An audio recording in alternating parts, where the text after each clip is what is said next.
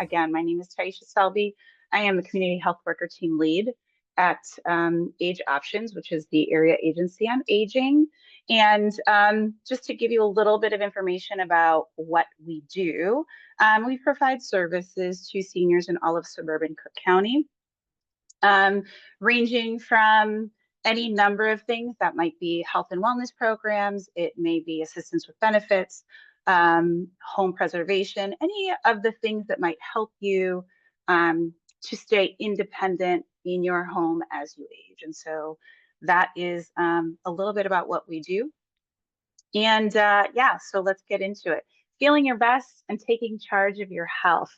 One of the things that I do as a community health worker is also screenings to make sure that folks have what they need in order to best thrive as they age. And so we'll talk a little bit about some of that stuff towards the end of our presentation. But initially, we'll get into some of the different skills and things that skills, tips, things that'll help you as you age, right? So we'll talk a little bit about nutrition. We'll talk about how to stay active, what kinds of things we can do, also stress management. And then lastly, we'll get into what some of the programs are that Age Options offers, whether you're in Cook County, or also we have some options for some statewide programs that we partner with other organizations all throughout the state.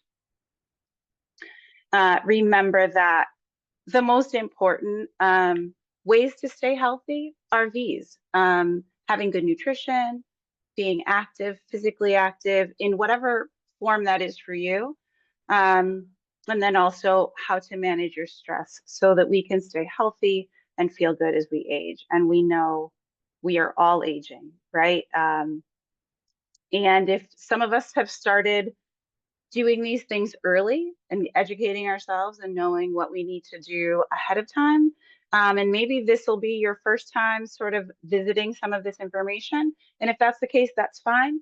It's of course never too late to start doing these activities to be healthy. So remember that whenever the movement strikes you, jump right in, okay?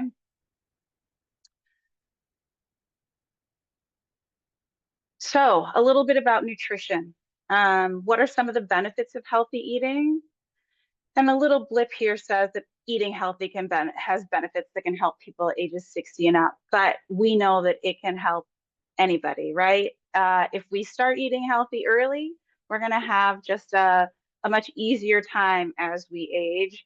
And what does that look like? So what we wanna do is work towards maintaining a healthy weight. How do we do that? We talk about balancing your meals. You may have heard about carbohydrates, fats, proteins, those kinds of things.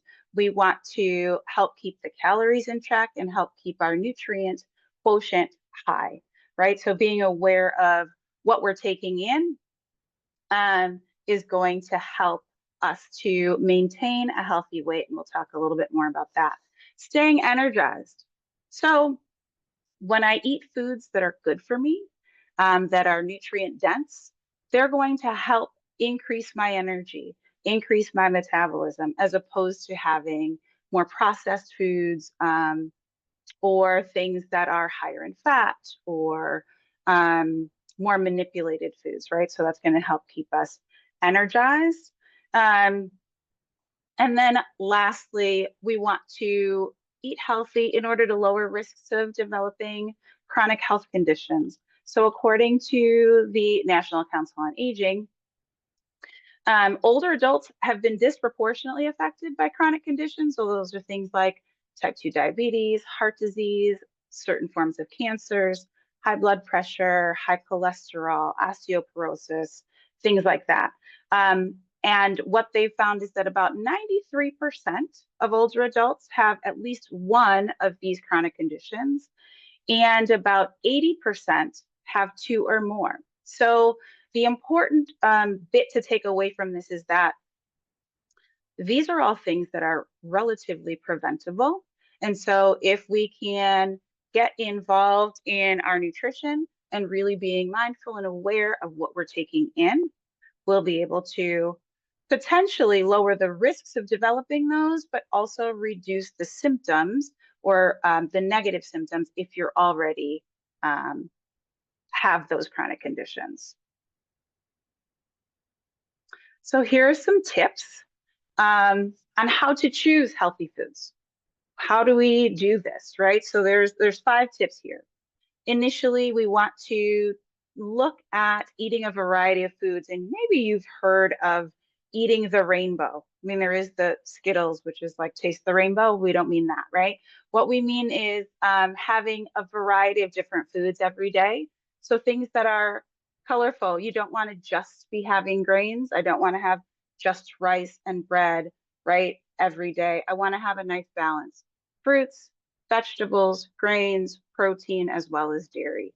All of those things have nutrients that are important for how we feel every day and maintaining our weight and making sure that we're eating healthy. So that's number 1.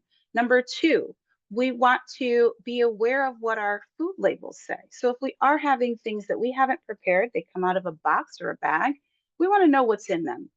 What is the calorie content?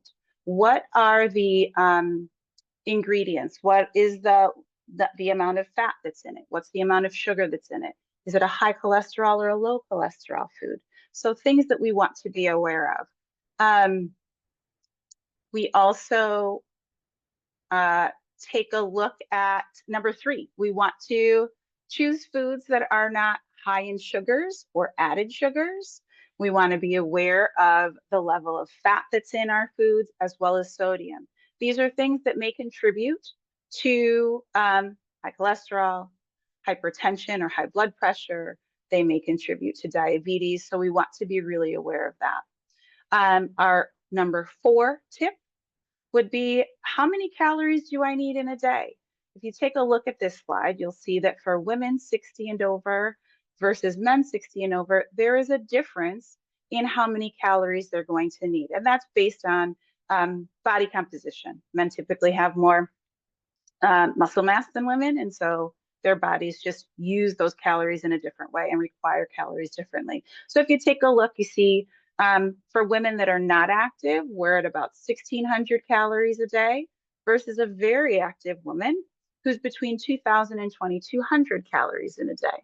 And then for men, if we notice, their non-active man is at the very high level for a woman's calories, so 2,000 to 2,200, and then a very active gentleman would be between 2,400 to 2,600 calories.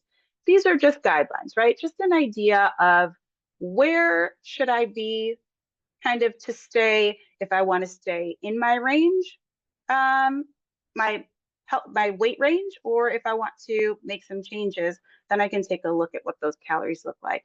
On this slide, you'll see also, if you had more questions about kind of calories, how to decide, where should I be, what constitutes active, moderately active, and very active, you can go to the website that's listed there. That's the National Institute on Aging, NIA. They have a wealth of resources there for you. And then our last tip is keeping a food diary. And that's going to help keep us accountable, right? Part of the issue with healthy eating is that we're not always aware of what we're taking in.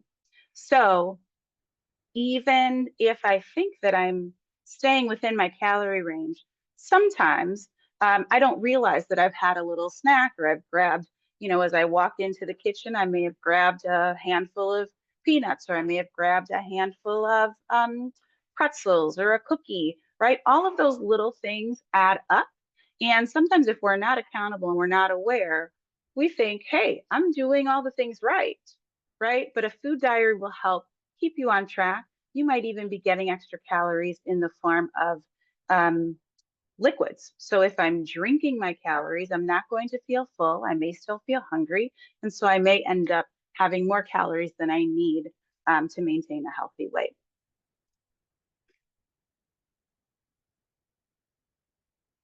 So a few more tips, just another way of kind of looking at what your healthy eating should look like.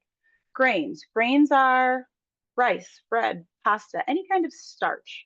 That's what is going to be constituted as grains. And that's not to say, of course, we want to have a balance. Sometimes people will say, well, I'm going to go no carb.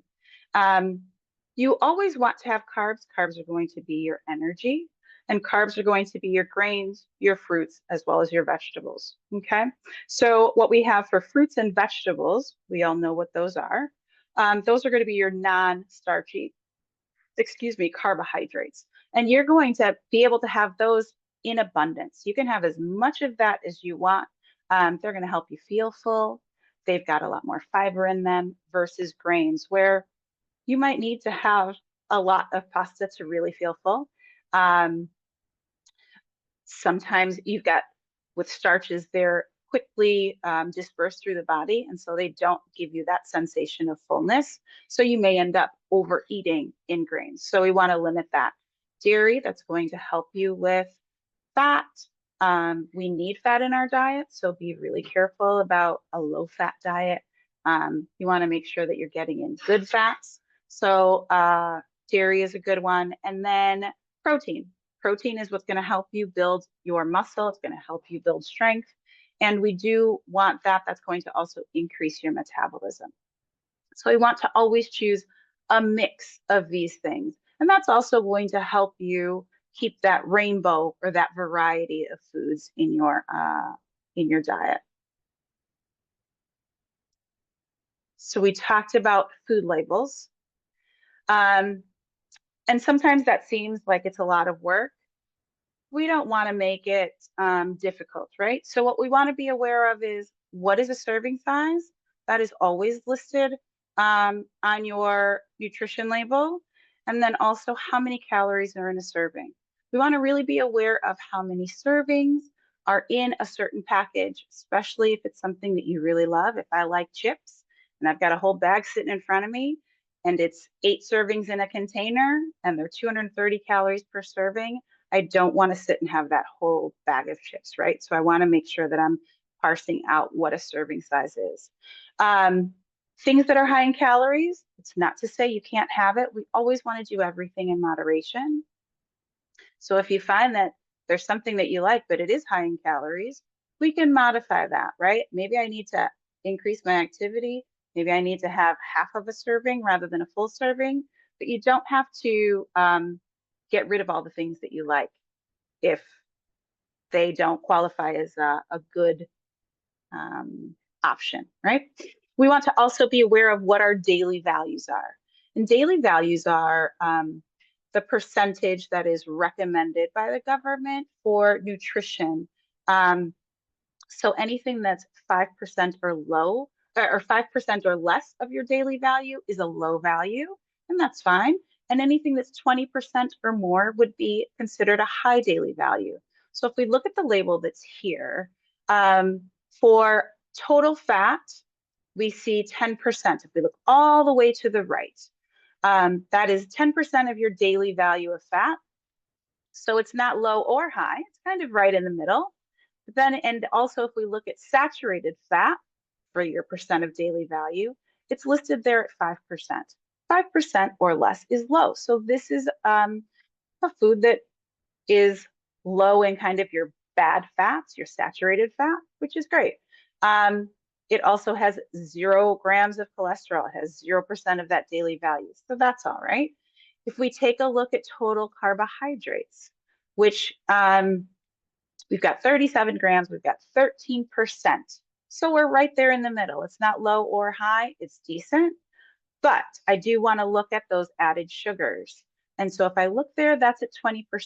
So maybe this is something that I'm going to have in moderation because it does have an excess of sugars.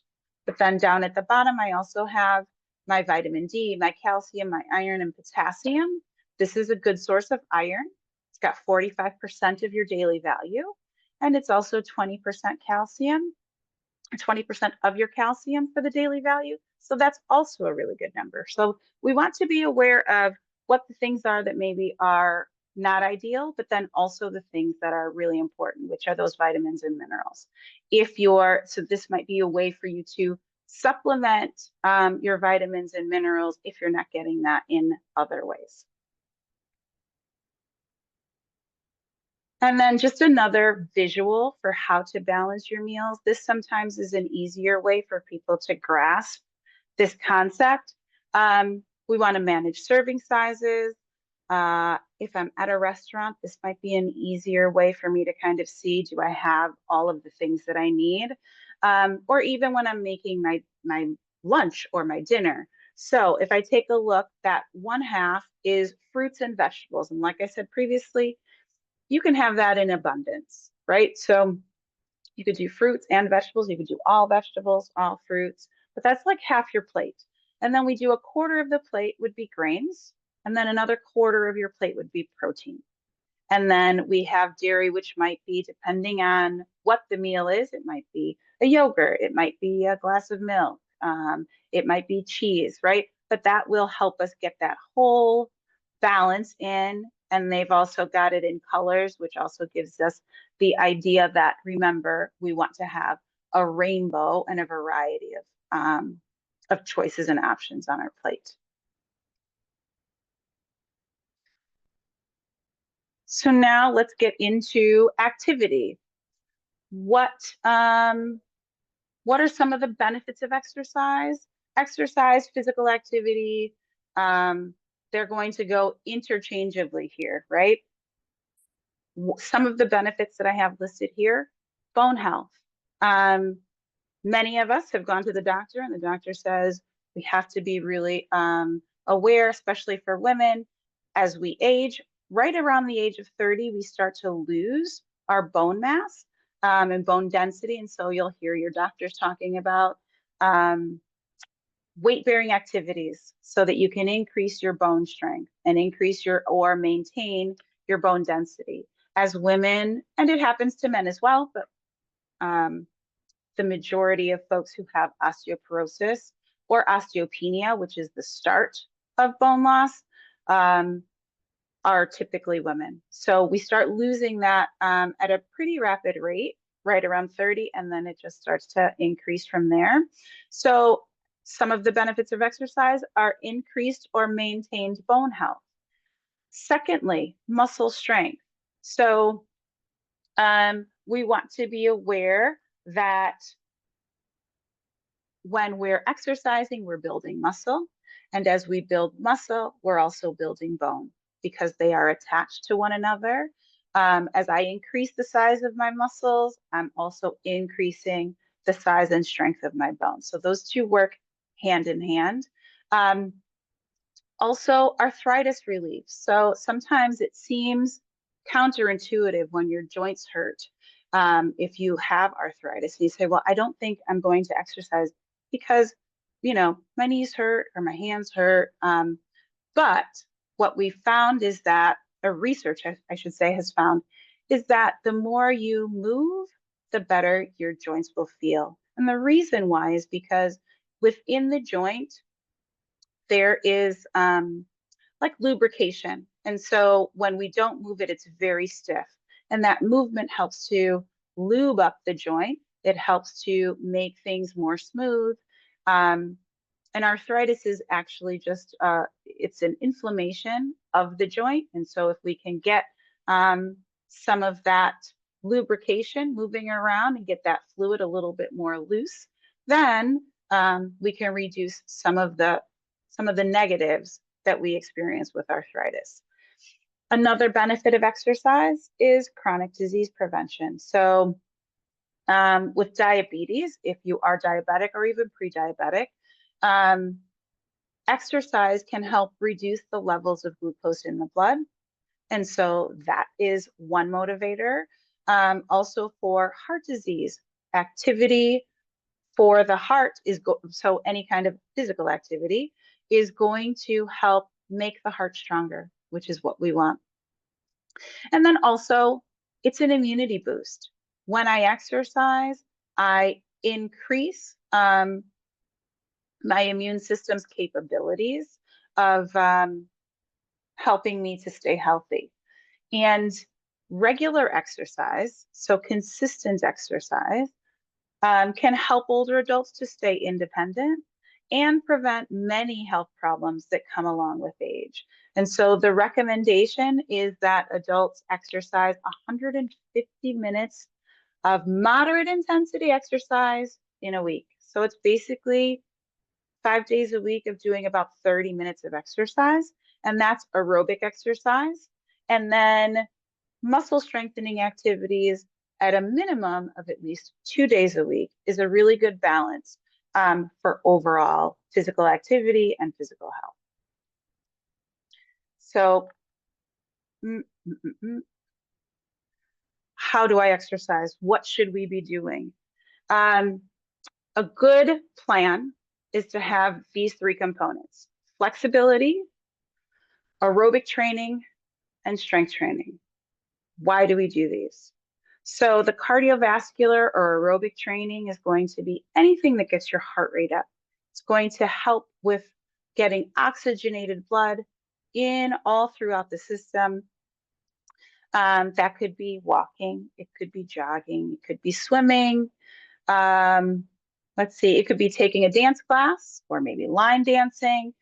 You can make aerobic activity anything that's going to get your heart rate going, right? It's going to help with respiration. It's going to help with endurance. It's going to help get the body ready for any other kinds of physical activity. Then strength training is anything that has resistance attached to it. So you can do that in, let's see, you can use dumbbells or hand weights. You could use exercise bands, which if you've ever been in physical therapy, you usually will get an exercise band or two from your physical therapist. So many of us have those kind of laying around. You can use those as well. That's resistance. But strength training can also be, you can use your own body weight. So I can do some exercises where I'm just using my body weight, and that is more than enough, especially if I'm just getting started in an exercise program. And remember, the recommendation for strength training is 2 times a week. And it doesn't matter how long that is. So if you're working your upper body and your lower body, maybe you can do that in a half an hour.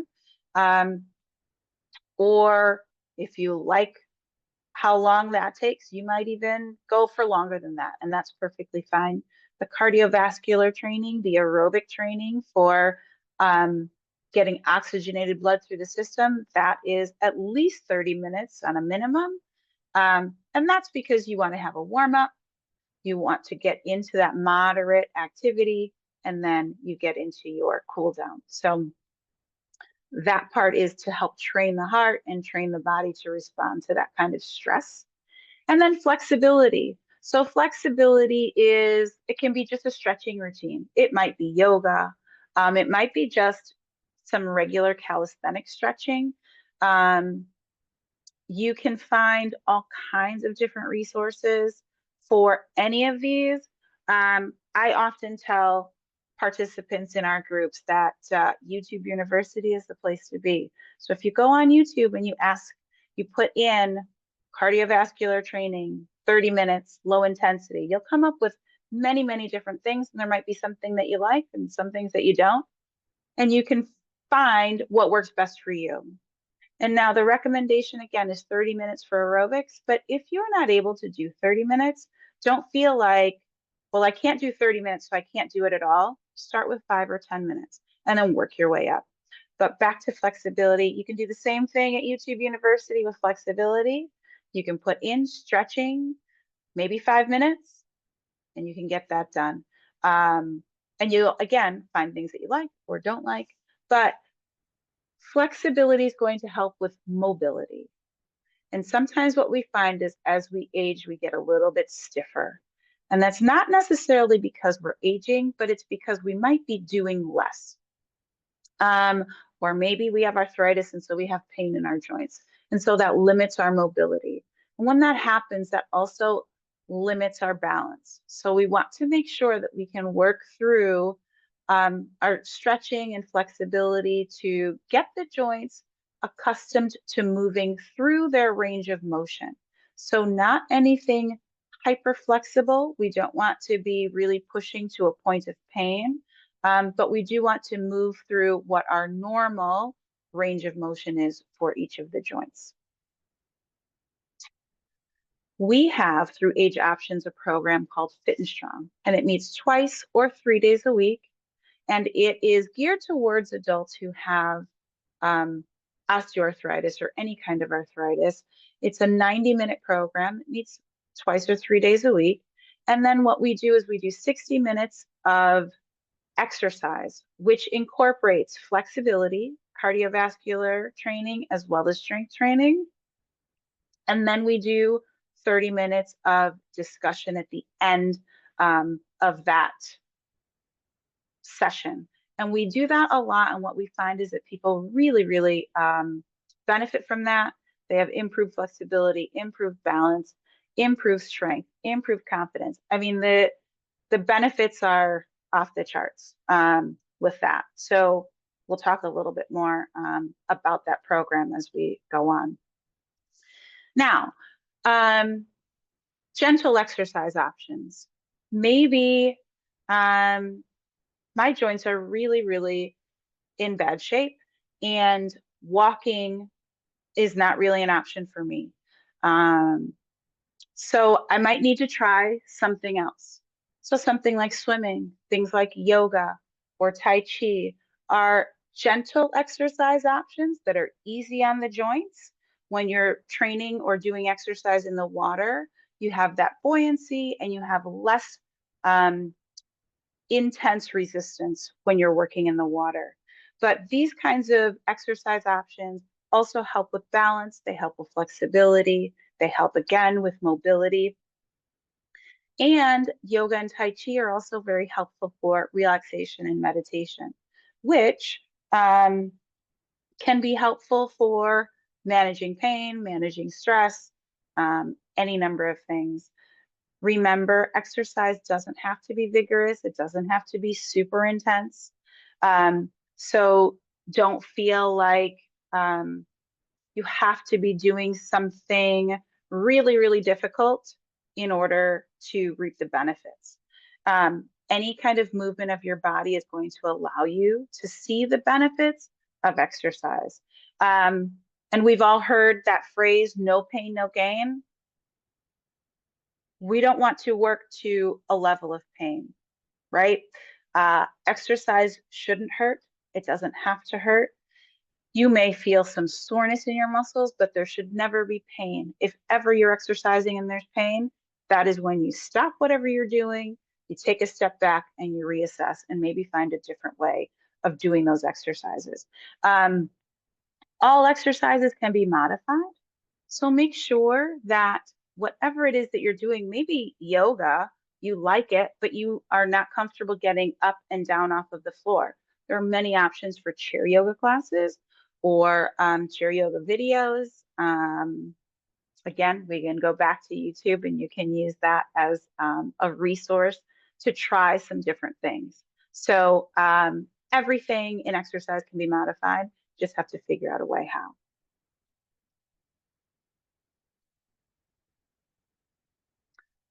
And now, stress management. How can we deal with stress? What is it? Most of us probably know, but it's defined as a state of worry or mental tension caused by a difficult situation. Stress is a natural human response that prompts us to address challenges and threats in our lives. Everybody deals with stress in one way or another. We all have experienced it, whether on a grand scale or a small scale. The important part is how we respond to stress. And how we respond to stress might be physical, might be emotional. Your body will often take that on and respond as well, right? So the way that we respond is going to be, it's going to make a huge difference in how our overall well-being manifests. So some tips.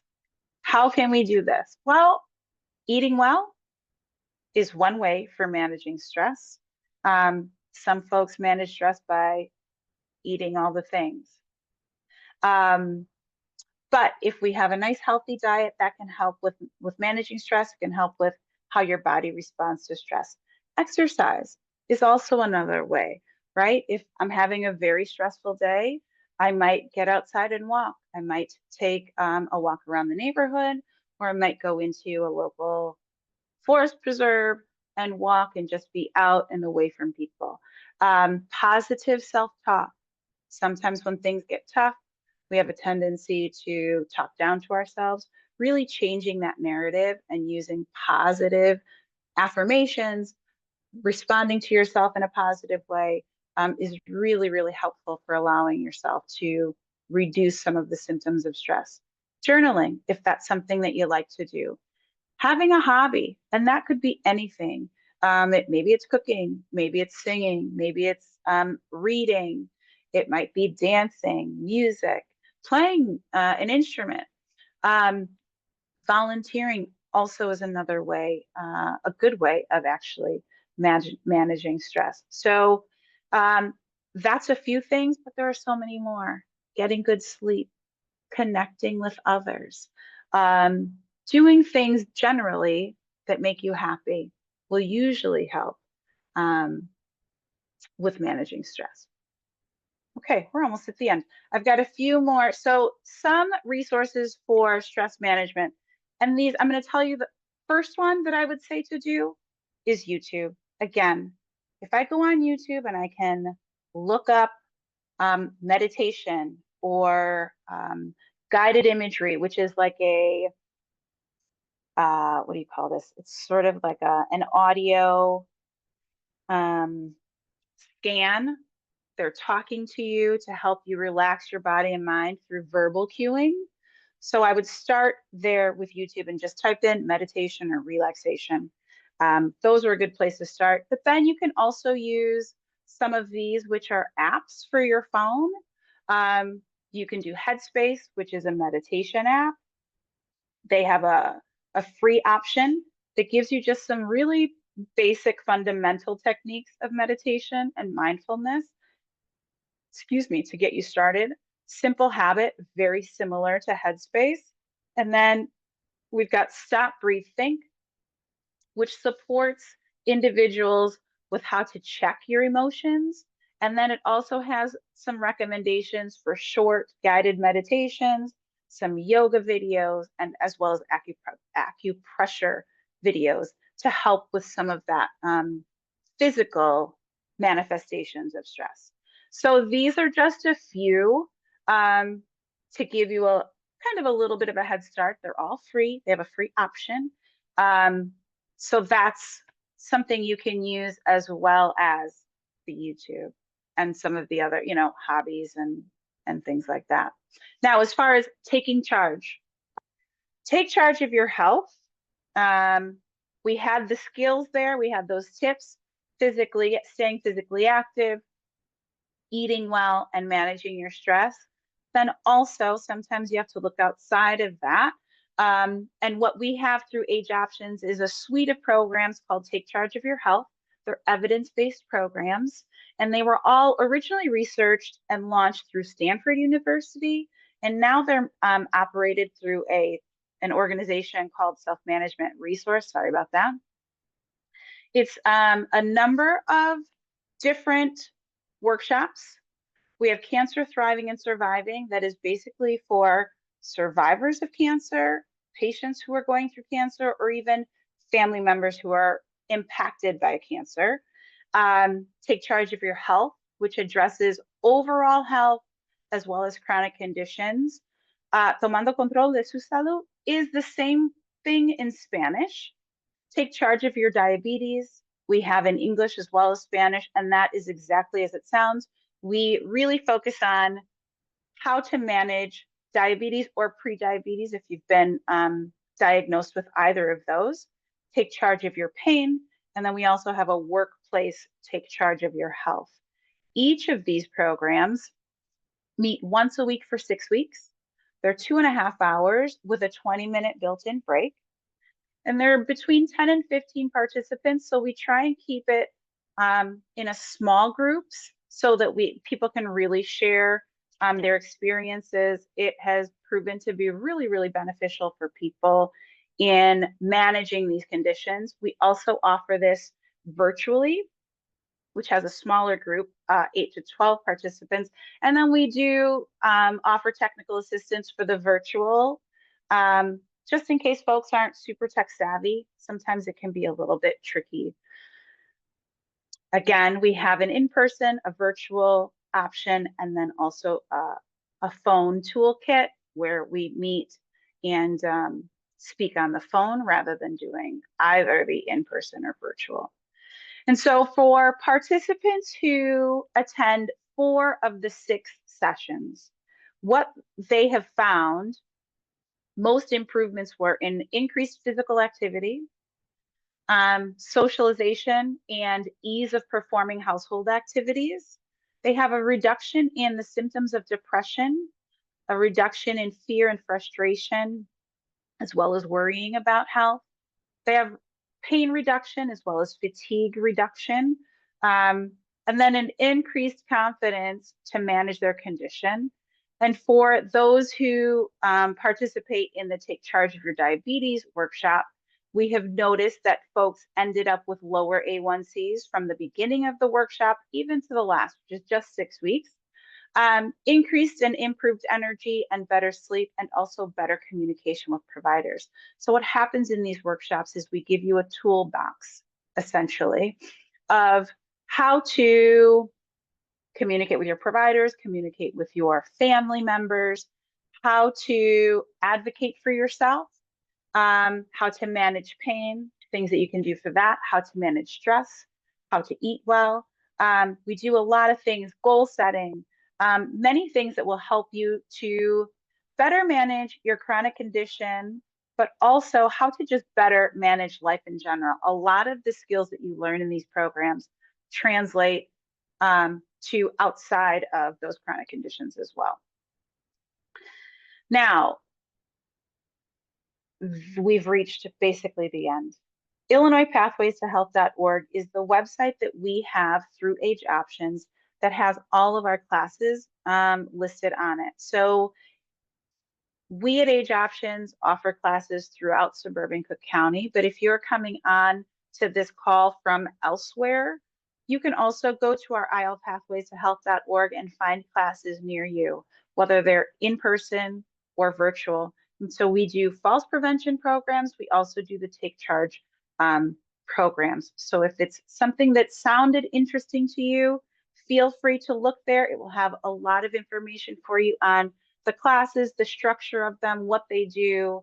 And then, like I said, you can also find classes to attend.